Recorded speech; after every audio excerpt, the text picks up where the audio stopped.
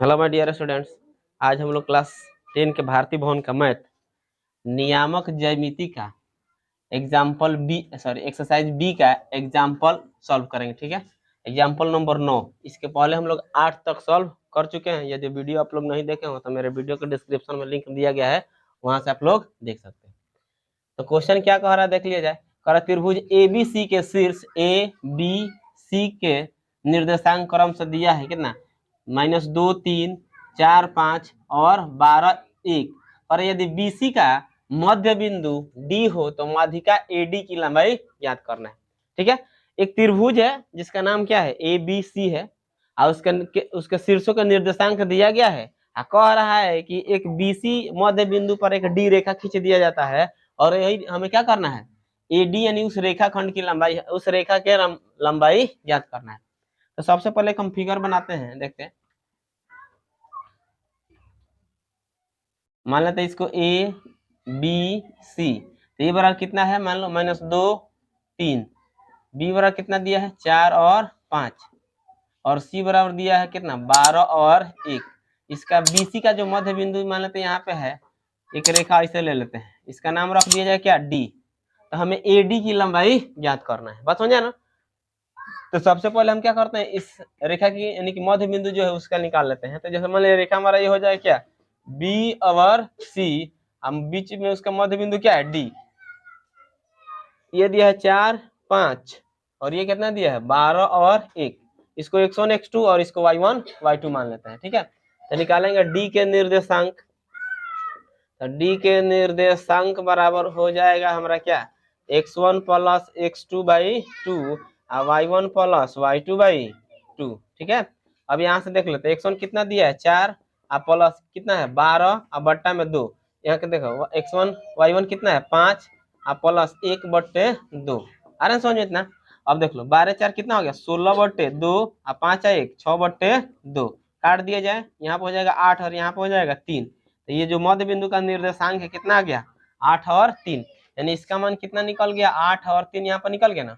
हमें एडी की लंबाई निकालने की, दूरी निकालना, ए और डी के बीच की दूरी हमें ज्ञात कर देना है। तो यहाँ पर हो जाएगा हमारा एडी की लंबाई बराबर क्या कह दें x1 माइनस x2 का whole square plus y1 minus y2 का होल स्क्वायर। ये हो जाएगा ना। तो मान लेते हैं इसको x1 इसको x2 इसको y1 इसको y2, तो हो जाएगा कितना -2 का यहाँ पे x1 कितना है, अरे -2 है और x2 मान लेते हैं कितना 8, तो दोनों माइनस में रह जाएगा। तो 8 का स्क्वायर प्लस y1 कितना दिया है 3 और माइनस y2 कितना है 3 का होल स्क्वायर। ठीक है, अब यहाँ पर देखा जाए ये दोनों माइनस में तो जुट का कितना हो गया -10 का होल स्क्वायर और 3 में से 3 घट जाएगा तो 0, 0 का स्क्वायर। तो 0 का स्क्वायर कितना होता है 0 ही होता है। यहाँ पर देख लेंगे 10 यहाँ 100 माइनस का स्क्वायर प्लस होता है, 0 का स्क्वायर करेंगे तो 0 खत्म। और 10 का वर्गमूल कितना होता है, अरे 100 का वर्गमूल कितना होता है 10, तो हो जाएगा कितना 10 इकाई या क्या हो जाएगा हमारा आंसर, यानी कि एडी की जो लंबाई हो कितना हो जाएगा 10 इकाइयां हो जाएगा। ठीक है, चलो नोट। चलो इसके बाद हम लोग देखेंगे इसका एग्जाम्पल नंबर 10। ठीक है, कह रहा है कि यदि त्रिभुज ए बी सी के दो शीर्षों ए और बी के निर्देशांक क्रमशः 3 - 4 और 12 - 5 है और त्रिभुज के केंद्रक के निर्देशांक 8 - 9 है, तो त्रिभुज के शीर्ष के निर्देशांक, शीर्ष सी के निर्देशांक ज्ञात कीजिए। ठीक है, कोई त्रिभुज है जिसके दो शीर्षों के निर्देशांक दिया गया और उसके केंद्र का निर्देशांक दिया है, तो कह रहा है जो तीसरा शीर्ष है ना उसका हमें निर्देशांक ज्ञात करना है। तो सबसे पहले हमको एक बात मालूम है, त्रिभुज के केंद्र के जैसे मान लो ए बराबर दिया है कितना 3 और -4, बी बराबर हमारा कितना दिया है 12 और -5, तो सी बराबर हमको निकालना है। तो इसको मान लेते हैं x1 y1, ये हो जाएगा x2 y2, तो सी को हम क्या मान ले x3 y3, कोई दिक्कत नहीं ना है। तो त्रिभुज के केंद्र के निर्देशांक का फॉर्मूला हमको मालूम है, क्या होता है x1 + x2 + x3/3 या y1 + y2 + y3/3। तो x बराबर होता है हमारा क्या x1 + x2 + x3/3 हो जाता है ना। x के जगह हम क्या रखेंगे, यहाँ पर देख सकते हैं त्रिभुज के केंद्र का निर्देशांक हमारा दिया है, यानी कितना दिया है 8 और -9। या केंद्र का निर्देशांक यहाँ पर लिखना है तो लिख सकते हैं केंद्रक के निर्देशांक ठीक है, कितना दिया है 8 और -9, तो इसमें कहूँ क्या, इसको बोलते हैं एक्स और वाई बोलते हैं ना। एक्स का वैल्यू कितना है 8 है, तो यहाँ पर हम 8 रख सकते हैं। एक्स वन देख लीजिए कितना है, एक्स वन कितना है 3 और प्लस एक्स टू कितना है 12 और एक्स थ्री हमको निकालना है, तो यहाँ पे एक्स थ्री रख लेते हैं। बट्टा में कितना हो जाएगा 3, हो जाएगा कितना 8 बराबर 12 3 कितना हो गया 15 और प्लस एक्स थ्री बटे 3, यहाँ पर तीसरा तीसरी गुणा कर ले तो हो जाएगा कितना 15 प्लस एक्स थ्री बराबर 8 3 के 24, हो जाएगा एक्स थ्री बराबर 24 माइनस 15, एक्स थ्री बराबर कितना आ जाएगा, घटा ले तो 14 में से 5 गया 9, यानी कि एक्स थ्री का मान कितना आ गया 9। अब क्या करते हैं y बराबर लेके चलते हैं, तो y बराबर क्या हो जाएगा y1 plus y2 plus y3 by 3, तो y का वैल्यू कितना है माइनस में 9 दिया है ना, अब y1 देख लो कितना दिया है माइनस में 4 और y2 कितना है माइनस में 5, अब प्लस y3 निकालना है, बट्टा कितना हो जाएगा 3, यहाँ से देख लो -9 अब बराबर यहाँ हो जाएगा -4 प्लस माइनस -5 प्लस कितना हो जाएगा y3/3। अब यहाँ से देखेंगे -9 यहाँ पर कितना आ जाएगा, दोनों जुट के -9 होगा ना, आप प्लस में y3/3 क्रॉस मल्टीप्लिकेशन कर दे यहाँ से, तो हो जाएगा कितना -9 प्लस y3, यहाँ से गुणा करेंगे तो माइनस में कितना आ गया 27 आ जाएगा। आगे देखते हैं, तो हो जाएगा कितना y3 बराबर -27, ये माइनस में 9 है उधर गया तो क्या होगा प्लस में 9, तो y3 जो तरह का साइन तो घटेगा ना, तो माइनस कितना आ जाएगा 18, यानी कि सी के जो निर्देशांक जो शीर्ष सी है, तो सी के निर्देशांक हमारा कितना आ जाएगा, लिख देंगे सी के निर्देशांक बराबर क्या माने हैं एक्स और वाई माने हैं, एक्स थ्री और वाई थ्री माने हैं ना, यहाँ पे एक्स थ्री का वैल्यू कितना है 9 और हाँ वाई थ्री एक्स थ्री का 9 है ना, यहाँ पर रखेंगे 9 और y3 का वैल्यू कितना है -18, तो ये हो जाएगा हमारा सी के निर्देशांक।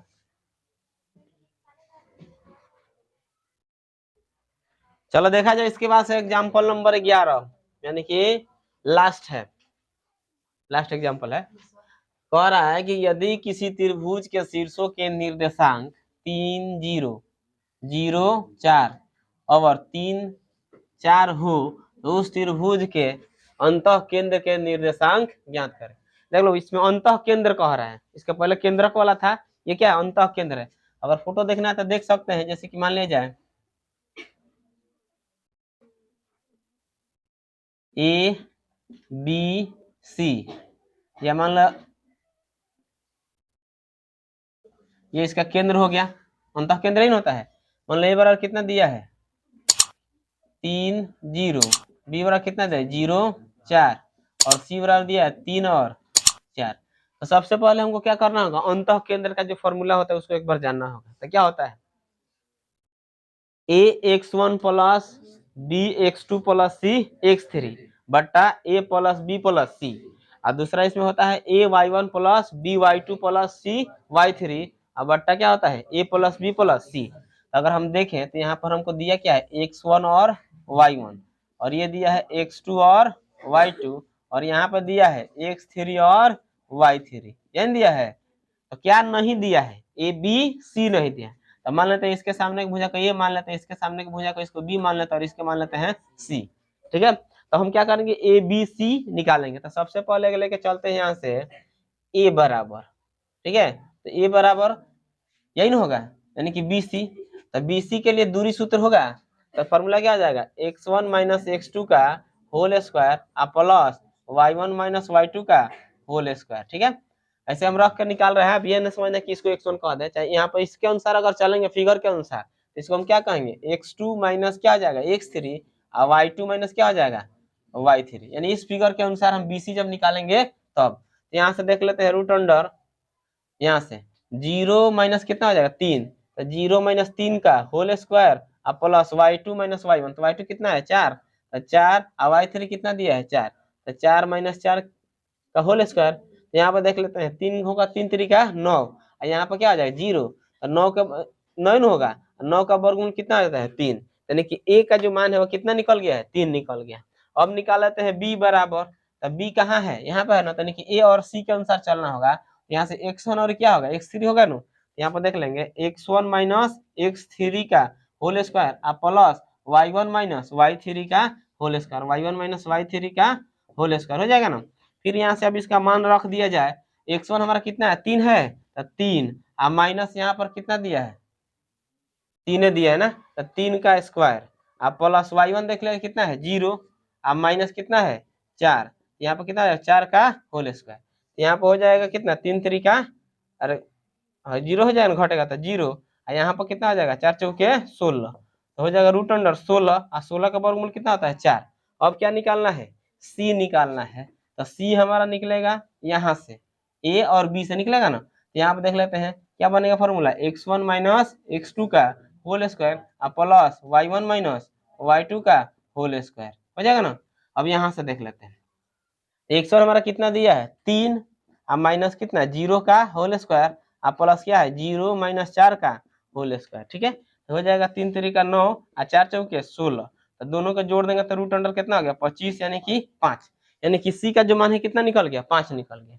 अब अगर हम देखें तो ये अगर आकृति के अनुसार देखें तो 3 4 5 दिख रहा है, तो ये कौन सा त्रिभुज हो गया समकोण त्रिभुज हो गया, तो त्रिभुज से हमें कुछ लेना देना नहीं है, तो यानी कि हमारा फिगर होगा तब ए बी यहाँ पर होना चाहिए, ठीक ना, ये वाला बिंदु इधर चला जाएगा, यानी कि सबसे बड़ा कौन होगा ए बी होगा, यानी सबसे बड़ा ए बी है, यानी कि सी का मान है, तो सी हमारा कहाँ पर होना चाहिए यहाँ पे, यानी कि ए और बी इधर चला जाएगा ये उधर हो जाएगा, ठीक है, तो वहां पर देख लेना है।